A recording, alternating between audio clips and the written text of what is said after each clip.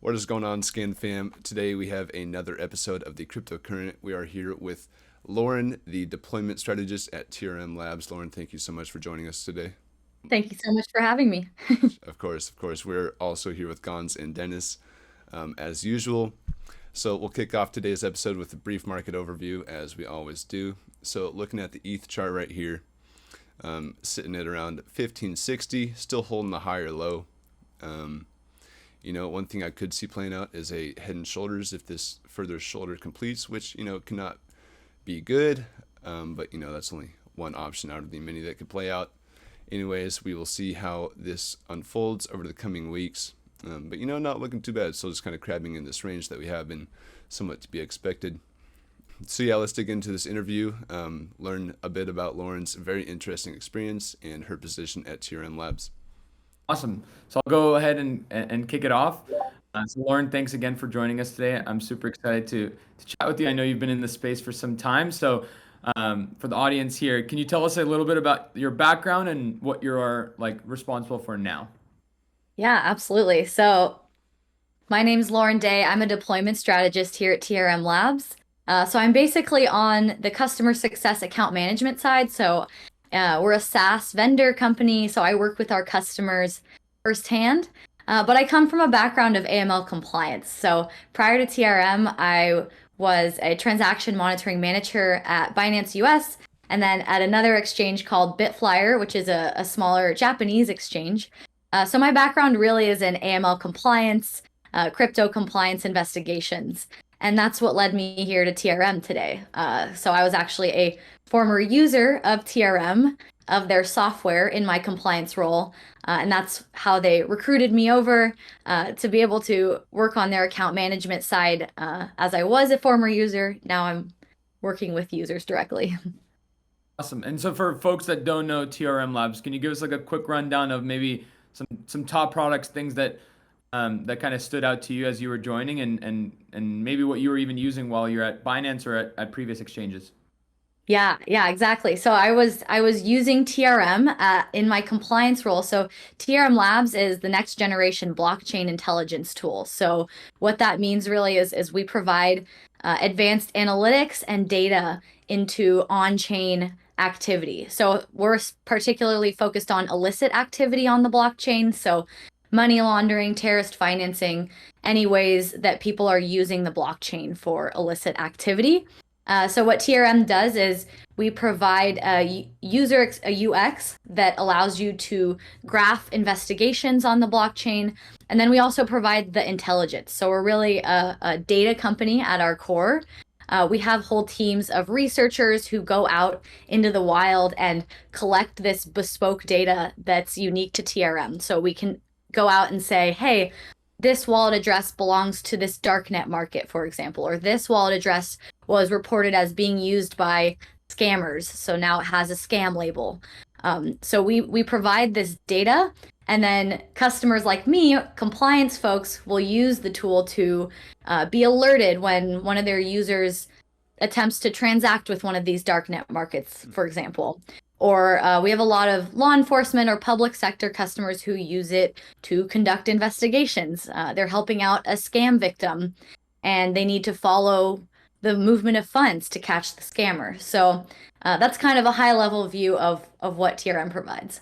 I mean, I personally think that's super interesting, just kind of digging into just different wallets, being able to label and make it more accessible, because I feel like a lot of folks have that compliance almost issue, and I think this can resolve it and truly be the next big thing. So thanks for kind of digging into that a little bit more. In terms of TRM Labs, what makes it different from other anti-money laundering and counterterrorism financing solutions?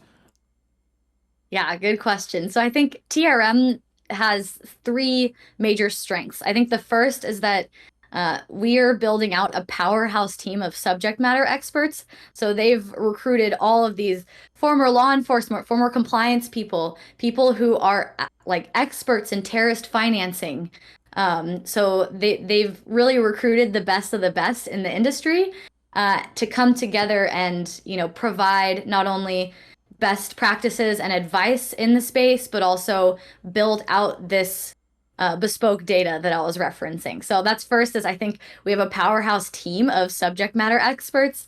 And then second is the actual quality of the data. I think that's what's incredibly unique to TRM is we're building out this giant database of information on illicit activity on the blockchain. And then finally is just the user experience. I think the design of TRM as a software is incredibly accessible, user-friendly. I think they had the advantage, the co-founders, Esteban and Raul, they founded it in 2018 when we were already in a multi-chain world, right? Where it was more than just Bitcoin. So they were really able to build the tool around not just UTXO chains like Bitcoin, but account-based blockchains like Ethereum, and really make it native to those kind of crypto investigations. That, and we also have some incredible features for cross-chain investigations. So again, the multi-chain world we live in, if you're tracking the movement of funds, obviously at some point someone might bridge it to another blockchain, and you need to be able to follow that trail. So TRM allows you to do that. Okay, very cool. Are you familiar with like Uniswap blacklisting certain addresses that have been, labeled as fraudulent, things like that? Yeah, I'm familiar. Yeah, so it's kind of the idea. So users or companies like Uniswap will use data like TRM Labs to make these decisions, right? So we'll provide the data and say, hey, this address is high or severe risk, and then from there, the companies make the decisions to blacklist, in your words. But yeah, that's essentially TRM's providing that data for companies to make those decisions. Cool. I had a follow-up question. So you guys are tracking multi-chain across bridges and stuff. Are you also able to do that, for example, if somebody sends funds to like Binance and then, or for another exchange, right? It doesn't have to be Binance, where, they then send that to a different chain, right? So multi-chain, but using the exchange as like the middleman. So offloading from ETH and then going on to like Solana, for example. Short answer is yes, but it's complicated. As you can imagine, it takes a bit of expertise and time to dig in, especially when it goes into a giant exchange hot wallet where, essentially all the customer funds are commingled. That's where it gets tricky, of course, tracing it. Okay. Does Cool. that require cooperation from the exchanges?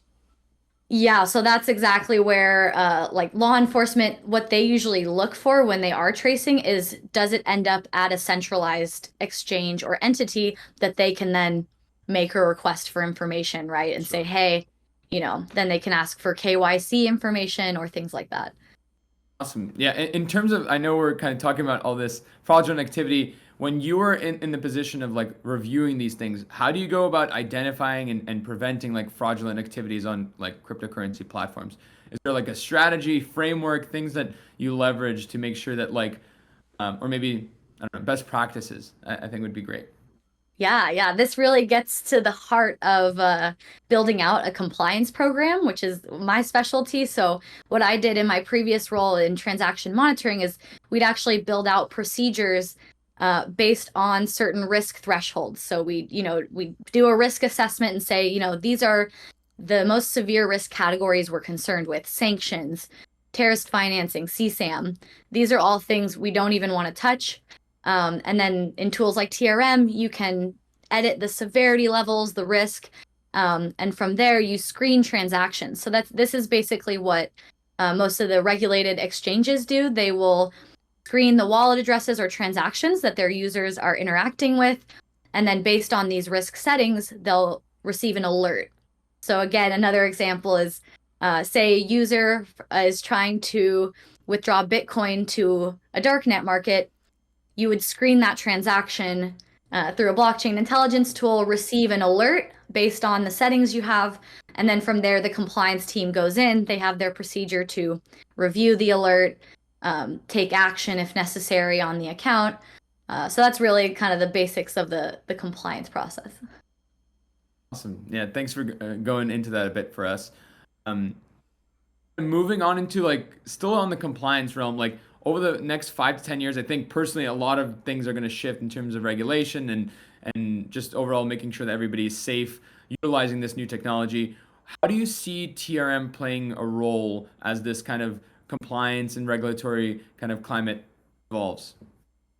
Yeah, fantastic question. I mean, TRM's tagline is we're building a safer financial system for billions of people. So I think we're really living out that ethos by providing this illicit finance intelligence on the blockchain. So as regulation evolves and matures and the crypto industry matures, I think TRM allows users to have trust in the crypto economy, being able to know that, hey, I'm not interacting with a sanctioned address is really important for a lot of businesses, because there's a lot of repercussions that could happen. So in that way, TRM is really building the trust platform for people to safely transact and interact in the crypto economy without having to worry about, am I getting scammed, or am I interacting with a fraudster?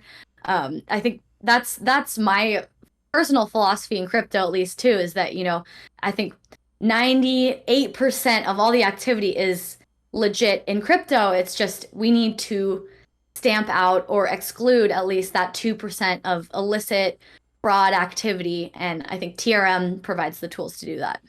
Cool. Yeah. I'm curious, like, for that sanctioned address data, is there a way to kind of identify like the geographical location of an address in DeFi? That's a good question. That's, I think, something we're still grappling with. Is obviously, like, in some cases, like Ethereum addresses, there might be an IP address linked to it, but even then, as you guys probably well know, that someone could be using a VPN. IP address data is not the most consistent.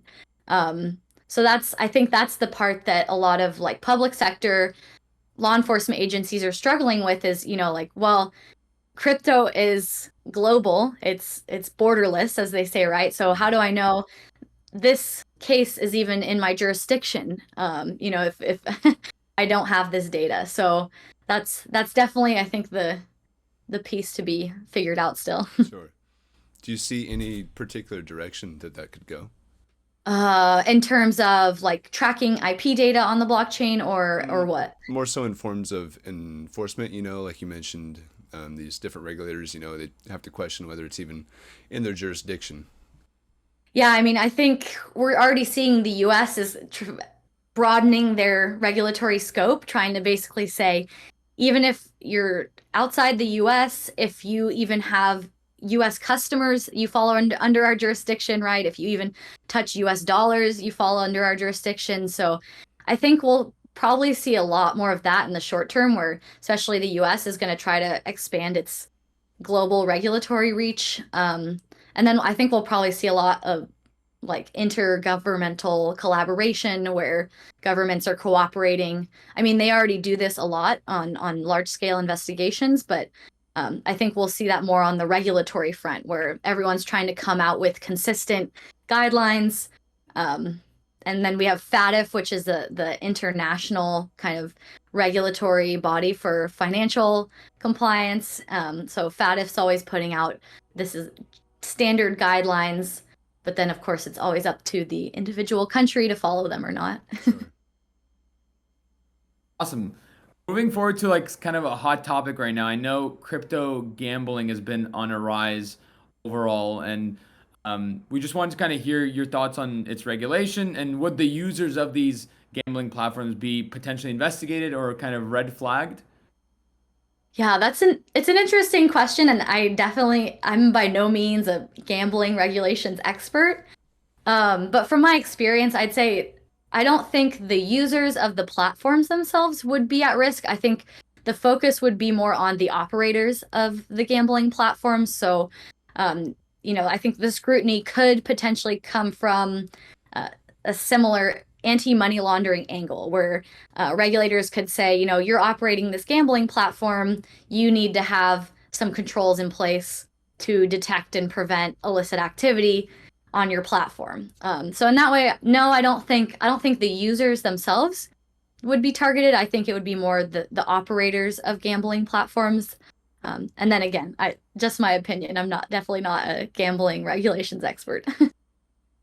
Awesome. Moving on to like your other ventures, I know you founded CryptoConnect. Can you tell us a little bit more about it? What inspired you to start overall this like organization, and just hear your thoughts on it. Yeah, absolutely. So this was CryptoConnect is a nonprofit organization that I founded alongside Haley Lennon and about a dozen other high-powered, awesome women in crypto. And the idea there was really just, we wanted to build a community that promotes education and networking in the space. I personally got most of all my jobs in crypto through personal connections, going out to these events and meeting people face to face and making those relationships. So that was the idea behind it. We founded it in 2021. And then everyone had an inaugural event across the country. So we had events in New York, Miami, LA. I'm based in San Francisco, so I'm the Bay Area chapter lead. And then I most recently also had an event a couple weeks ago in San Francisco again at the House of Web3, where we had a fantastic panel of founders and lawyers in the crypto space. And so that's kind of the idea with CryptoConnect, is really just a community building nonprofit and providing the opportunities to make those connections. Very cool. Awesome. In terms of like where you guys want it to be, is there any like goals or aspirations as a team that you guys have like moving forward? I know there's more talks of COVID's in the past. Is there any like cool plans kind of in the coming months? Yeah, this year to be transparent, it slowed down a bit in the past year with all of the negative market events that happened, and I think everyone got kind of very busy with their own personal work. But I think long term, the real dream is to one day we could host a conference of some sort, right, where we can bring people together, not just across the country but internationally. We want to expand it to other countries, have leads across the world, and then the dream is to really have a conference one day. And the ethos of CryptoConnect is female led but inclusive to everyone. So it's definitely, we have male chapter leads now, and it's really meant to be inclusive of everyone, but highlighting the incredible women in crypto as well. Awesome. And I know you're in San Francisco, and I kind of wanted to follow up on that one bit. How is the sentiment in San Francisco in terms of crypto events? And I know you mentioned the House of Web3, but just overall everything. Like, how does it feel? I know you've kind of been in that area for some time, so I just wanted to hear your thoughts there as well. I'm bullish on San Francisco personally. I'm always I think it's still the hub of technology and innovation. And I think it's slowed down in terms of I was working in crypto actually pre-COVID, 2018, 2019, when we still had offices downtown, right? We're still going into the office every day. And there's definitely a shift in culture. Like, we don't have that same community downtown where everyone's going into the office and you have those chance meetings with someone, right, at an event. But I think it's coming back slowly but surely. Maybe not downtown San Francisco, but I still think there's an incredibly strong crypto community in the Bay Area. And ultimately, I think this is where all the builders are. This is where the founders are. This is where the people building are. All the engineers at TRM Labs are based in the Bay Area. So it's all, I think it's still the hot spot. It sounds like it is that way. Our last episode, we just had George from the House of Web3 on. And he kind of, touched on the House of Web3 and all that goes on there. It seems like a very cool place to intermingle with some very, proactive people in crypto. Yeah, definitely. And the House of Web3, shout out to them. Speaking of another group that's working on community building, I think they've put together a gorgeous space in the Presidio, and it's growing to be a hub of Web3 founders and builders and the brightest minds in crypto gathering there. Does TRM have an office in San Francisco? I know you mentioned some of the engineers are there. Do they have an office in San Francisco? Not formally. So I'd say TRM, we're truly decentralized global company. I think, there's like shared WeWork office space, but we don't have a formal headquarters or office. That being said, though, our founders did start TRM in San Francisco 5 years ago. So I think, yeah, San Francisco is definitely still the hub. In terms of getting more women in the space, do you have anything to say, any recommendations for women in Web3 and like how to like really get involved and get into this community? Because we want the space to be open to everybody, but just wanted to hear from a person like you. Yeah. I mean, I think my biggest advice is just to like put yourself out there and make those connections. As I keep alluding to, I think, building those personal relationships makes such a difference. And especially, I think for women, it may seem intimidating when, uh, you know, you're walking into a room and you're the only woman, or, just being able to go out there and make those relationships. It'll make it less intimidating, and, just you being there is representative and making things better. So Awesome. And to tie this all back in, what are your overall thoughts on regulation within crypto? Just overall. overall, I'd say, I mean, as you guys could probably tell, I'm a realist. I think, I believe in the ethos of decentralization of crypto and the principles behind it, but at the same time, as we saw in the past year with a lot of the fraudulent activity, FTX blow up, there is need for some, um, you know, guidelines and some kind of controls in place that at least make, build back trust. This goes back to what I was saying about TRM Labs, founding trust in the crypto space, and I think that's ultimately what needs to be done. And I think we are going to see probably a lot more scrutiny, especially after the FTX drama. And it's just a matter of building out smart regulation that doesn't completely derail the principles of decentralization, right? Like, we still want to keep illicit actors out, but at the same time, we want an open, democratized financial system for billions of people to participate in. So I think walking that fine line is really my principle. Is, we want smart regulation, not heavy-handed. Nice. Yeah. Well, I think that's a very good standpoint on it. Do you think that, because currently in crypto, I'm sure you're aware, it's a lot of case law from previous security cases, things like that applied to crypto. Do you think it's trying to fit a square peg in a round hole? Yeah, to a certain degree, I think that's definitely true. A lot, especially like anti-money laundering regulation. Most of it in the US was written in the 1970s when technology and frankly the world looked completely different, right? So that's they're taking that and trying to apply it to crypto. There's a lot of ways it doesn't work, but at the same time, I think a lot of the overarching um, ideas behind these regulations could be, reworked or applied.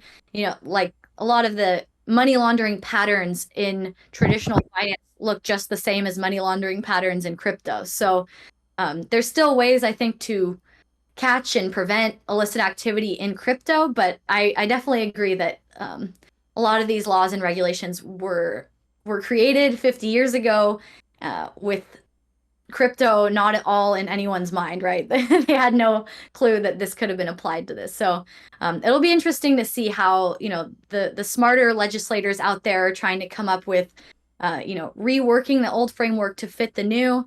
There's, of course, others who are just kind of abolitionists and just want to regulate crypto out of existence, right? So I think we just need to find the advocates for smart crypto regulation. For sure. Is there anything else you'd like to say before we wrap this up?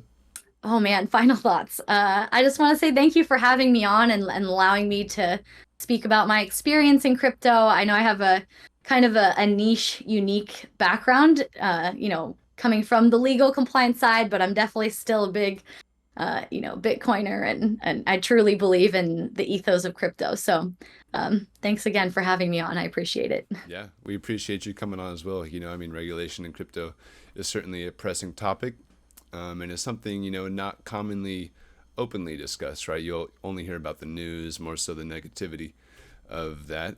And so, yeah, it's cool to get it's cool to get your unique perspective. Yeah, and it's important to have these kind of level-headed conversations about it, right? Because there's, of course, people on both ends of the spectrum that have extreme opinions about it, but where the real progress happens is in the middle. So Right, right. Well said. Yeah, we'll put Lauren's socials in the description below. Thank you again for coming on. This has been a lovely interview. This has been the CoinScan team coming at you with the CryptoCurrent, and we will see you later this week.